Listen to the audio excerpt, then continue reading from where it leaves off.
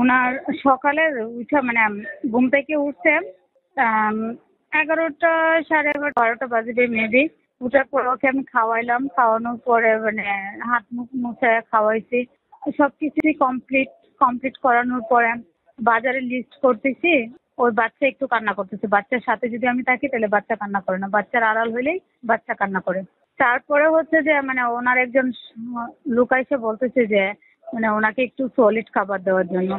তখন আমি ওনাকে বললাম যে ভাইয়া ওর তো 2 ঘন্টা হয় নাই, 2 ঘন্টা পর পর তো সলিড খাবারটা দেওয়া হয়, তাহলে 2 ঘন্টা হলে তারপরে আমি সলিড খাবার দেবো, একটু দুধ দিয়ে দিই। মানে আমি এটা বলছি। ওই আগের মেয়েটা তো দুধ দিত। তখন উনি মেকআপ রুম থেকে গালিগালাজ করে আসতেছে।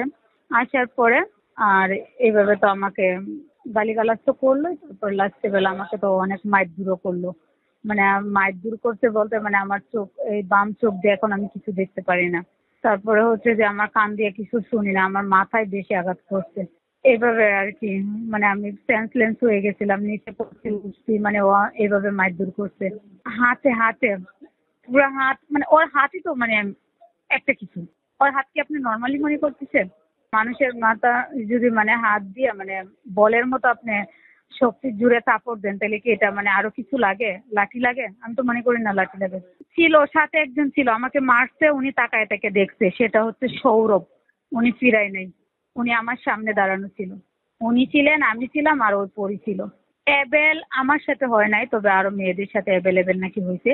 ওনার মানে হচ্ছে মেয়েদের মানে 15 দিন 20 দিন রাইখা মেয়েদের সাথে খারাপ ব্যবহার করে চলে যায়, টাকা দেয় নাই।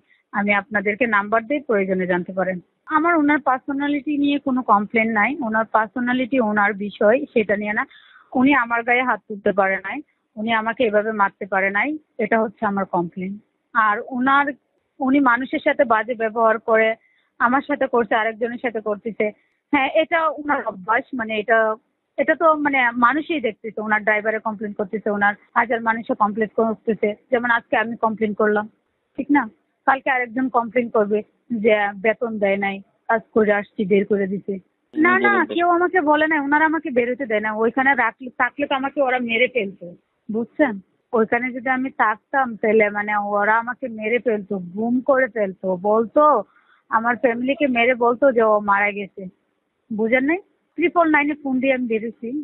যখন শুনছে যে 999-এ ফোন দিছি, পুলিশ বাসার নিচে আসতেছে, তখনই ওরা তাড়াহুড়া করে আমাকে বের করে দিছে। শেষ মুহূর্তে ওইটাই বলেছিল, বাচ্চাকে তাড়াতাড়ি বের কর। ক্যামেরা স্পিকার আছে না, ওই স্পিকারে ডাইকে বলছে যে ওনার একটা কাজের মেয়ে আছে, যে বাচ্চারা তাড়াতাড়ি বের কর। মানে আমাকে বোরকা পরার মতো টাইমটা দেয় নাই, তাড়াতাড়ি ওনারা বের করছে। যে ওনার যে আরেকটা কাজের মেয়ে ছিল বৃষ্টি, ওই বৃষ্টি বের করছে, লক খুলে দিতে বলছে যে তাড়াতাড়ি যা। এরপরে আমি নিচে গিয়া গেটের বাইরে গিয়ে রিক্সায় উঠে বসছি গেটের সামনে।